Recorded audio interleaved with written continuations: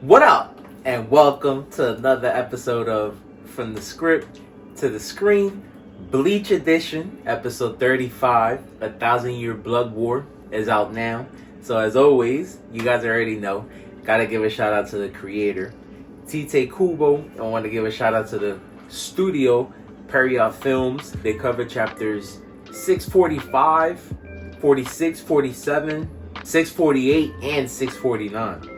And like I told you guys before, they're jumping around a little bit since Kubo is rearranging the order of things. It feels like it'll fit a little bit better this way, so they jump into volume 71. And another great episode, we finally see the release of Shunsoi's Bankai. And ironically, we see him fighting another gun specialist. Back in the original series, we saw him fight one of the Arankar, who was also specialized in shooting. He had two pistols, and there in that episode, we saw Shunsoi's general release form. And so a quick refresher, the Soul Reapers, you could technically say they have 3, maybe even 4 forms. Let's say Renji, for example, when we first saw him, that was his sword release. Zabimaru that used to extend. Then his second release, his Bankai, which is the Funko Pop mode, was where he embodied a little bit of Zabimaru's actual physical form. Now we see in 1,000-Year Blood War, he has another release, another Bankai. Technically, you could say 2, but I also want to say that there's another version where they're able to merge with their sword in a way. And I wish I had the Funko Pop, but it's what we saw Ichigo become when he was fighting Aizen.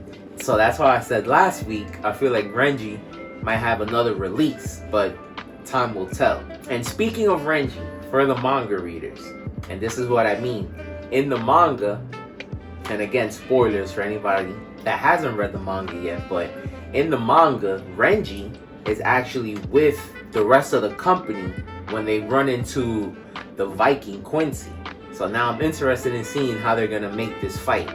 I'm assuming they'll leave Shinji to fight Viking by himself, so they'll be able to show more of his talents, but I'm looking forward to seeing how they wrap up this season. But getting right into the episode, once again, we see just how strong the Quincy's are, because at first, he is giving Shunsoi a little bit of a problem. Again, how fast he shoots and the distance he's able to cover. We saw that he was able to land pretty devastating blows on Shunsoi. And throughout the episode, it left me a little worried because, again, we just don't know how much the Soul Reapers have in the tank. But if they're pushed to this limit with just the lieutenants of the Quincy King, makes me wonder what the Quincy King will actually be able to do. But right off the bat, my favorite panel of the week.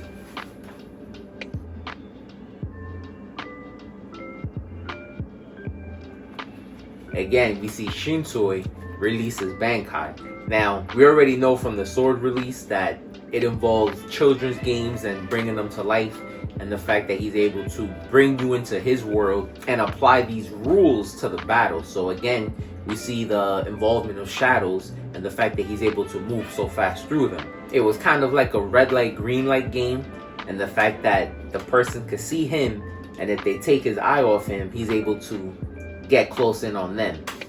But we see that Lile was still able to handle it, and there we see the Bankai release. Now, even though the name is pretty crazy, if you read it and then look at the episode, it is pretty fitting. And let me pull it up so I can read it right. But the flower heaven praised, and then bone spirit withered pine love, fits to the T his 2 swords and his persona. His flower kimono, which I'm assuming has something to do with one of his swords, because we see that Ohana, or what I think is the Bone Spirit, mentioned how he's wearing another girl's kimono. So her being the other sword, I would assume that's why she's jealous, because it's the other sword.